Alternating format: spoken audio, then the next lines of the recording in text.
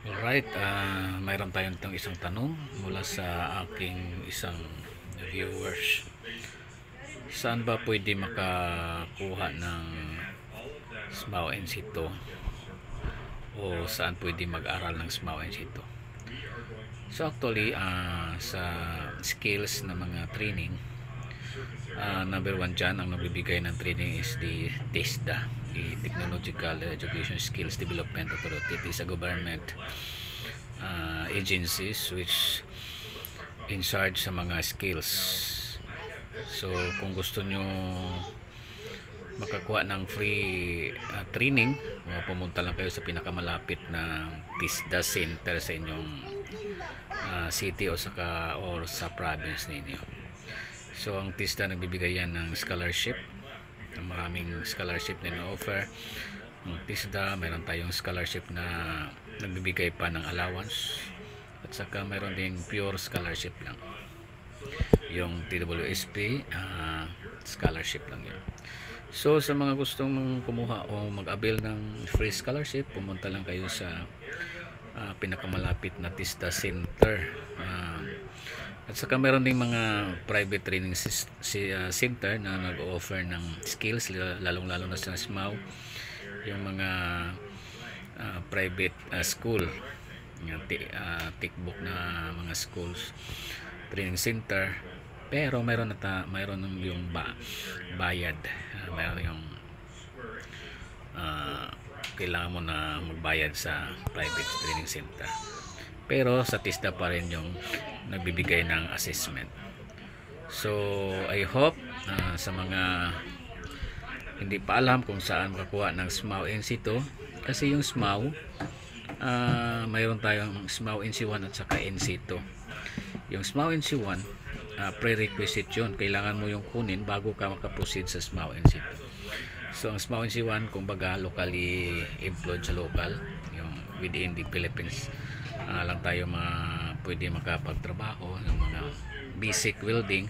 At saka yung SMAO NC2, yung requirements pag mag-work tayo abroad, yung kailangan natin na national certificate yung SMAO NC2. Pero usually yung SMAO NC2 requirements lang yun pagdating natin. For example, sa Japan tayo magpunta or magtrabaho, usually ginagamit natin we're not using stick or SMAO, ginagamit na usually yung FCAO yung ginagamit natin. So, for example, sa mga shipyard, FCAO na yung ginagamit, baga high-tech na kumpara mo sa stick or sa welding. So I hope na nasagot yung katanungan natin. Sana alam natin kung saan tayo magkuha ng NC, TESDA, at saka meron mga school, lalong-lalo sa mga senior high school students. Maraming offer na sa tickbook, sa TVL, meron tayo mga specialization na ino-offer. So mayroon nag-offer ng CSS, yung Computer Science System Services, and then yung Electrical, EIM, mayroon mga tickbook. Pero sa mga out of school youth, usually doon sila pumunta sa TESDA at saka sa mga private training center sa malapit sa inyo. Kasi malalaman natin na accredited yung private training center sa TESDA, kasi nakalagay yung TESDA accredited. Saka lahat ng mga assessment sa TESDA talaga kinukuha, yung nagbibigay ng NC yung TESDA. Pero mayroong, dahil sa maraming kinikita yung TESDA, maraming estudyante na kinikita, so mayroong mga private training center na nag-o-offer din ng skills.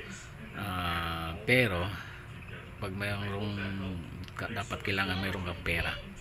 Pero sa mga out of school youth, kinikita yan ng TESDA, kasi usually may mga program yan para sa mga out of school youth ang kakandak dyan. Usually pumupunta yan TESDA sa mga barangay para mabigyan ng scholarship yung mga out of school youth, para matulungan na makahanap ng trabaho. Hindi lang yung SMAO, maraming kinakandak na training. So I hope na may natutunan kayo.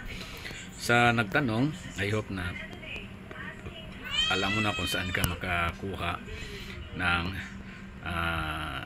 SMAO Institute na training. Marami pong salamat.